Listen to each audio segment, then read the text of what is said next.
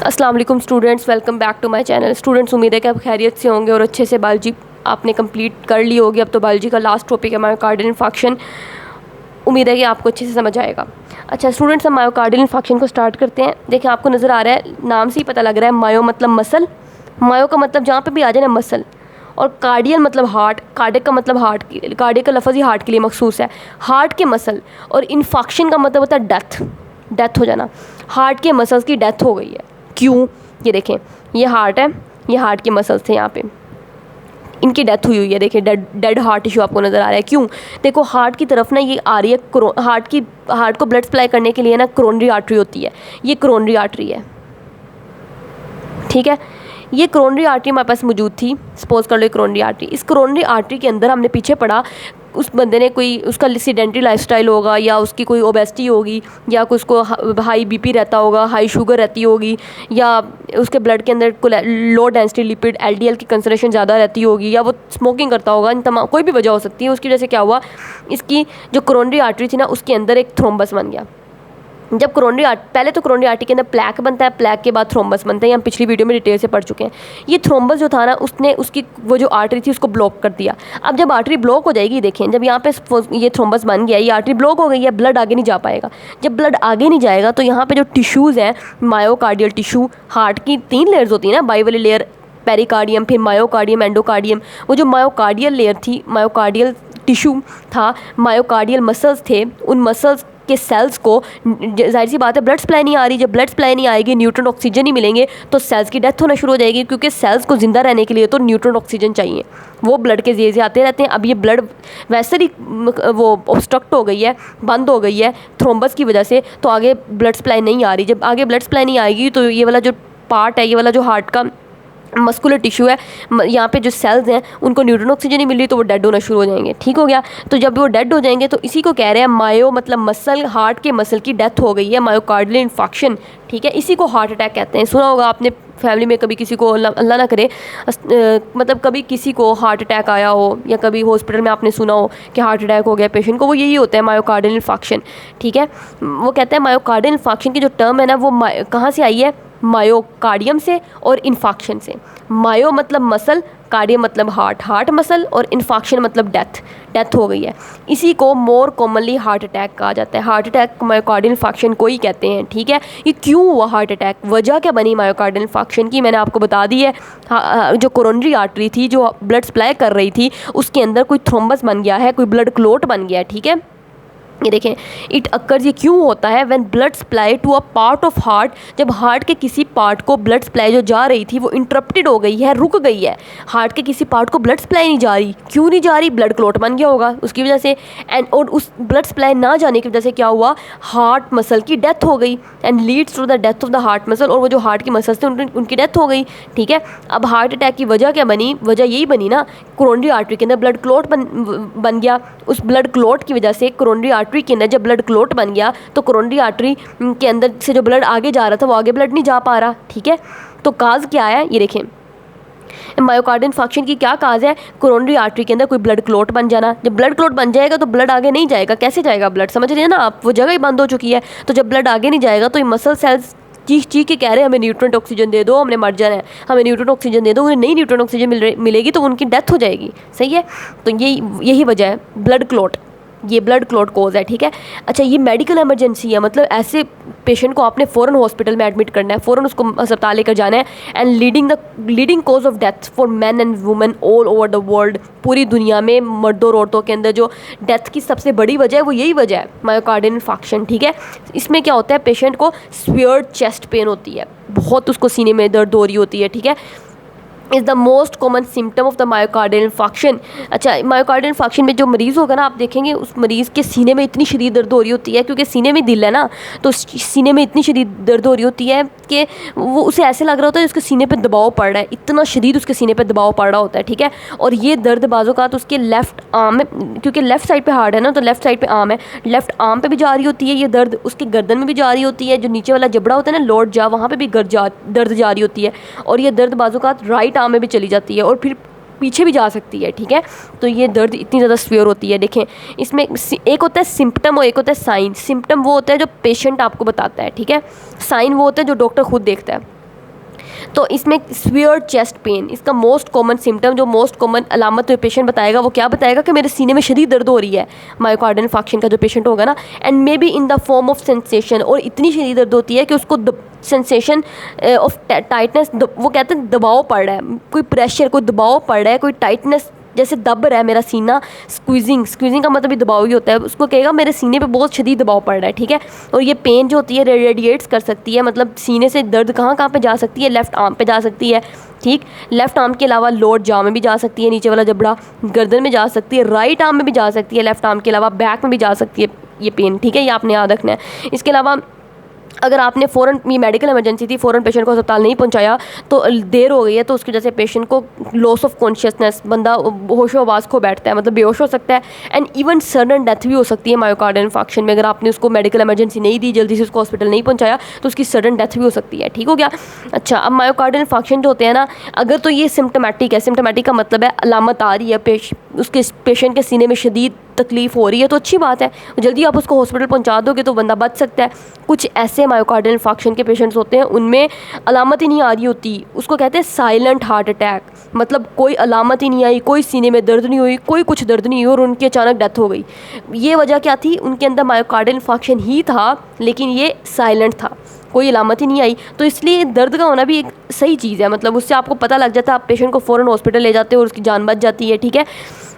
देखिए वो लिखा हुआ है तकरीबन 1/4 of all myocardial infarctions are silent. तकरीबन अगर 4 मरीज़ों को हो रहा है ना, 4 में से 1 मरीज़ ऐसा होता है कि उसको मायोकार्डियल इन्फार्क्शन साइलेंट हो रहा होता है, मतलब कोई चेस्ट पेन नहीं है, कोई अदर अलामत नहीं आई, कोई सीने में दर्द नहीं हुई, कोई बाजू में दर्द नहीं गई, कोई गर्दन में दर्द नहीं गई, कुछ हुआ ही नहीं, पेशेंट आराम से ऐसे ही बैठा हुआ है, लेकिन उसको मायोकार्डियल इन्फार्क्शन हो रहा है, ठीक है।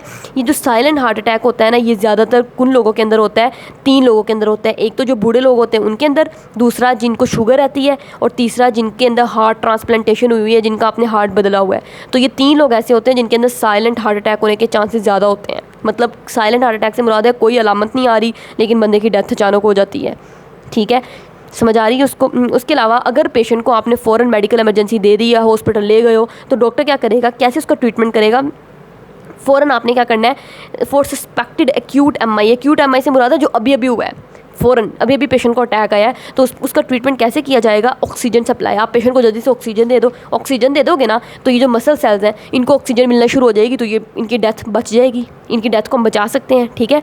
फ़ौरन ऑक्सीजन सप्लाई दे दो। दूसरा आप एस्प्रिन, एस्प्रिन ने क्या करना है कि ये जो आर्टरी थी ना, उस आर्टरी के अंदर जो ब्लड क्लॉट बना हुआ था उसको डिसॉल्व कर देना। जब ब्लड क्लॉट डिसॉल्व हो जाएगा ना, तो अच्छी बात है, जगह बच जाएगी, यहाँ से जगह खाली हो चुकी है, तो ब्लड सप्लाई बेहतर हो जाएगी, ठीक हो गया। तो अपने पेशेंट को एस्प्रिन मतलब वही डिस्प्रिन जो होती है वो दे देनी है। और तीसरा सबलिंगुअल टैबलेट, कहते हैं ना ज़ुबान के नीचे इसके जल्दी से गोली रखें। ज़ुबान के नीचे गोली इसलिए रखी जाती है क्योंकि जल्दी ब्लड के अंदर चली जाती है, ज़ुबान के नीचे रखोगे ना आप, ठीक है। तो सबलिंगुअल मतलब सब मतलब नीचे, लिंगुअल मतलब ज़ुबान के नीचे रखने वाली गोलियां दी जाती हैं ग्लिसराइल ट्राइनाइट्रेट की। उस गोली का नाम होता है ग्लिसराइल ट्राइनाइट्रेट, ठीक है। 3 इसके ट्रीटमेंट है, ऑक्सीजन दे दो, एस्प्रिन दे दो, और ग्लिसराइल ट्राइनाइट्रेट दे दो, ठीक है। अच्छा, ये इसका ट्रीटमेंट हो गया मायोकार्डियल इन्फार्क्शन का। इसके अलावा वो कहता है कि अगर पेशेंट को फिर भी मतलब ये जो आर्टरी है उसके अंदर ब्लड क्लॉट अभी भी मौजूद है, ब्लड क्लॉट नहीं हल हुआ, पेशेंट को दवाइयाँ दी जा रहे हो, तो फिर पेशेंट की सर्जरी करनी पड़ेगी। अब सर्जरी 2 तरह की होती है, एक होती है एंजियोप्लास्टी, एक होती है बाईपास सर्जरी। एंजियोप्लास्टी में आपने क्या करना है, इसकी आर्टरी के अंदर ना आपने क्या करना है, फॉर एग्जाम्पल ये क्लॉट बना हुआ था, इस तरह करके ब्लड क्लॉट बना हुआ है ना ऐसे करके, तो आपने क्या करना है, अगर आप ये आर्टरी है फॉर एग्जाम्पल इतनी सी, और यहीं पे ब्लड क्लॉट बन गया, तो अगर आप इस आर्टरी को थोड़ा वाइडन कर दो तो ब्लड सप्लाई बेहतर हो सकती है ना। तो इस आर्टरी को वाइडन करने के लिए अंदर स्टेंट डाल देते हैं, ऐसे करके स्टेंट ऐसे करके डाल देंगे। ये स्टेंट क्या करेगा, ये आर्टरी को खुला करके रखेगा, ऐसे करके उसको खुला करके रखेगा, ठीक है।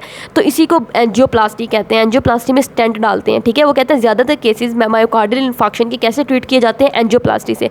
एंजियोप्लास्टी में क्या करना है, मैकेनिकली मतलब स्टेंट डाल के वाइड कर देना है आपने, किसको, जो आर्टरी नैरो थी या टोटली ऑब्स्ट्रक्टेड ब्लड वेसल, जो ब्लड वेसल नैरो हुई थी या मुकम्मली बंद हुई थी, उसके अंदर स्टेंट डाल दो, स्टेंट डाल के उसको खोल दो, मसला हल हो गया। जब उसको खोल दोगे तो जाहिर सी बात है, ये वाली अगर आर्टरी अगर आपने खोल दी है, स्टेंट डाल के, ठीक है, तो आगे ब्लड सप्लाई बेहतर होना शुरू हो जाएगी। जब ब्लड सप्लाई बेहतर हो जाएगी तो डेड टिश्यू को डेड होने से बचा सकते हो, ठीक है, ये उन्होंने लिखा हुआ है। और दूसरा तरीका है बाईपास सर्जरी। बाईपास सर्जरी में क्या है, ये बहुत मज़े का प्रोसीजर होता है। इसमें देखें, यहाँ पहले क्या हुआ था, यहाँ से ब्लड आ रहा था, ठीक है, यहाँ से ब्लड आ रहा था, लेकिन ब्लड ने आगे देखा, आगे तो ब्लड क्लॉट बना हुआ है, आगे तो जाने की जगह ही नहीं है, तो आगे ब्लड फिर नहीं जाएगा, जिसकी वजह से इस एरिया को ब्लड नहीं मिलेगा। ब्लड के अंदर ही तो ऑक्सीजन होती है, ब्लड के अंदर ही तो ग्लूकोज होती है, तो इस एरिया के सेल्स की डेथ होना शुरू हो जाएगी, ठीक है। आप ऐसे कर इसमें डॉक्टर्स ने क्या करना है कि एक बॉडी के किसी और पार्ट से आर्टरी या वेन, ब्लड वेसल, उसको उतार लिया थोड़ा सा, और उसको उतार के ऐसे करके लगा दिया, ठीक है। जब उसको ऐसे करके लगा देंगे ना, तो देखें अब ब्लड जब आएगा तो ब्लड अगर यहाँ पे जाके ब्लड को रास्ता नहीं मिलता तो ब्लड वापस इधर इस जगह पे आना शुरू कर देगा, और इस जगह पे आके इधर से इधर जाना शुरू कर देगा। तो हमने ब्लड का रास्ता बदल दिया है, ठीक है। बाईपास सर्जरी में क्या है, ये वो सर्जरी है जिसमें आर्टरीज और veins from elsewhere in the patients body, patient की बॉडी से कहीं और से हमने आर्टरी या वेन थोड़ी सी उतार ली और उसको जाके ग्राफ्ट कर दिया, जोड़ दिया टू द कोरोनरी आर्टरी। ये जो कोरोनरी आर्टरी थी, उस कोरोनरी आर्टरी के साथ उसको जोड़ दिया, ठीक है। अब जब उसके साथ जोड़ दिया तो अब ब्लड क्या करेगा, यहाँ पे जाने की बजाय यहाँ से यहाँ पे आना शुरू कर देगा, ठीक है। तो to improve the blood supply to the heart muscle, ताकि हार्ट के मसल्स को ब्लड सप्लाई बेहतर की जा सके। तो ये तरीके हैं, दो सर्जिकल मेथड्स हैं, एंजियोप्लास्टी, बाईपास सर्जरी, और बाकी ऊपर वाले 3 मेथड्स थे, ठीक है। वो ये तीनों इमीडिएट ट्रीटमेंट है। ऑक्सीजन सप्लाई, एस्पिरिन और सबलिंगुअल, मतलब एक पेशेंट मरीज़ मायोकार्डियल इन्फार्क्शन का हॉस्पिटल में, अगर मैं डॉक्टर के तौर पर काम कर रही हूँ और वहाँ पे मेरे पास कोई पेशेंट आता है मायोकार्डियल इन्फार्क्शन का, तो मुझे फ़ौरन क्या करना है, उसको ऑक्सीजन सप्लाई लगा देनी है, उसको एस्पिरिन दे देनी है और उसको सबलिंगुअल टैबलेट दे देनी है। ये तो फ़ौरन करना है ना आपने, ये इमीडिएट ट्रीटमेंट है। लेकिन ये वाले जो ट्रीटमेंट है ना, एंजियोप्लास्टी और बाईपास सर्जरी, ये इमीडिएट नहीं होते, इनको थोड़ा मतलब पेशेंट को बताया जाता है कि आपकी इस दिन सर्जरी, इस दिन आपने आ जाना है, ठीक हो गया। अच्छा, अब हमारे पास एक एंजाइना पेक्टोरिस होता है और एक एमआई होता है।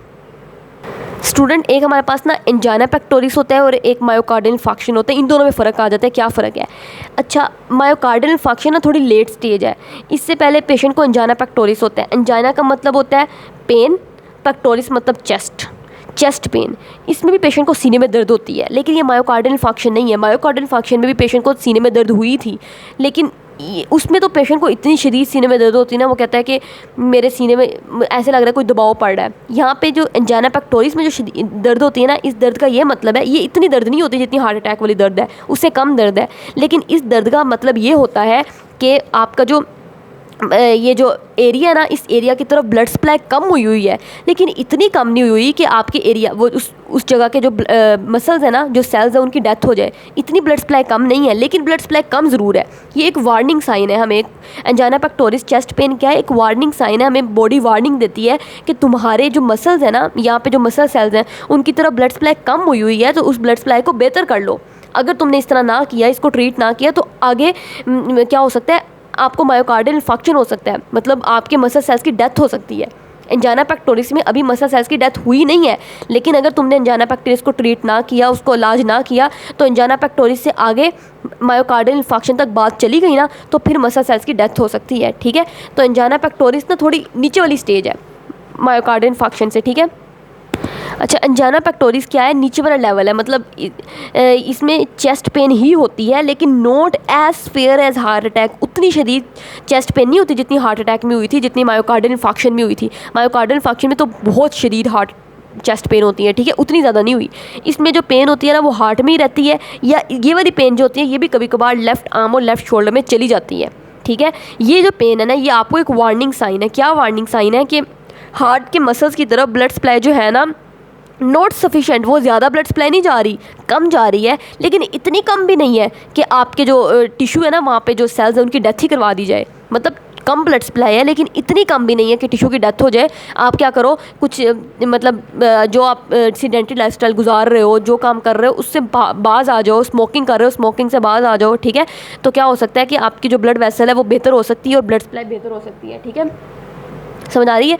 ये एक वार्निंग साइन है कि क्या कि जो ब्लड सप्लाई हार्ट मसल को वो कम है, इज़ नॉट सफिशिएंट, वो उतनी नहीं है जितनी जानी चाहिए, लेकिन इतनी कम भी नहीं है कि आपके टिश्यू की डेथ ही करवा दी जाए। ये एंजाइना पेक्टोरिस है, ठीक है। अब 28 सितंबर को हर साल ना वर्ल्ड हार्ट डे मनाया जाता है। ये पूछ सकते हो MCQ में थ्रू आउट द वर्ल्ड। इस दिन को मनाने का मकसद क्या है कि लोगों के अंदर ना कार्डियोवास्कुलर डिसऑर्डर के जो रिस्क है ना, वो जो हमने पढ़े स्टार्ट में, उन जो हमने 8-9 रिस्क पढ़े थे स्टार्ट में, उनके बारे में लोगों के अंदर आगाही पैदा की जाए कि आप लोग उन चीज़ों से बाज आ जाओ, तो आपके अंदर कार्डियोवास्कुलर डिसऑर्डर होने के चांसेस कम हो जाएंगे। ठीक है, कार्डियोवास्कुलर डिसऑर्डर क्या होते हैं?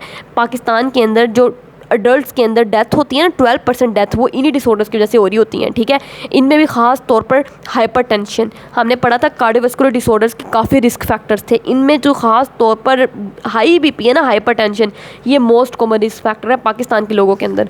क्यों? क्योंकि हर कोई ऐसा बंदा, तीसरा बंदा ऐसा है जिसका BP हाई रहता है। जो BP हाई रहता है तो उसकी वजह से मुसलसल आपका BP हाई रहेगा ना, तो उसको हाइपरटेंशन कहते हैं। तो ये हाइपरटेंशन भी तो एक रिस्क फैक्टर है ना कार्डियोवास्कुलर डिसऑर्डर के लिए। तो वो कहते हैं कि मोस्ट कॉमन जो रिस्क फैक्टर है ना पाकिस्तान के अंदर, वो हाइपरटेंशन ही है। तकरीबन पाकिस्तान के अंदर 12 मिलियन हाइपरटेंशन के अफराद फिर रहे हैं। ठीक है, और हमारी आबादी में 10% लोग तो डायबिटिक है। ठीक है, और वर्ल्ड हेल्थ ऑर्गेनाइजेशन के मुताबिक शहरी इलाकों में लोग ज़्यादा सुस्त होते हैं। हर 7 में से एक शख्स जो है वो ओबीस है, मोटा है। तो ये 3 फैक्टर्स हैं, ये देखें, डायबिटीज़, ओबेसिटी, हाइपरटेंशन, ये 3 risk factors for the cardiovascular disorder हम पढ़ चुके हैं। देखें, जितने भी हम risk factors for the cardiovascular disorder पढ़े, उसमें 3 फैक्टर्स आते हैं, है ना। तो पाकिस्तान के लोगों में देखो तीनों फैक्टर्स कितने ज़्यादा हैं। इसका मतलब पाकिस्तान की आबादी जो है वो कार्डियोवास्कुलर डिसऑर्डर्स उनके अंदर होने के बहुत ज़्यादा चांसेस हैं। ठीक है, और अगर एक बार ये डिसऑर्डर्स होते हैं जो उसके बाद तो पेशेंट की डेथ अचानक ही कभी भी हो सकती है। तो इसलिए आपको चाहिए कि अपना ज़िंदगी का जो लाइफस्टाइल है उसको बेहतर करें, ओबेसिटी को कम करें, अपने BP को कंट्रोल में रखें, स्मोकिंग ना करें, टोबैको ना खाएं। ठीक है, इसके अलावा शुगर को कंट्रोल में रखें। तो ये सारी इकदाम करके आप इन कार्डियोवास्कुलर डिसऑर्डर से बच सकते हैं। ठीक है, उम्मीद है कि आपको बायोलॉजी मैंने अच्छे से पढ़ाई होगी, और अगर आपको मेरी वीडियोस अच्छी लगती हैं तो आप अपने फ्रेंड्स के साथ शेयर करें, चैनल को सब्सक्राइब करें, लाइक करें। अल्लाह हाफिज़।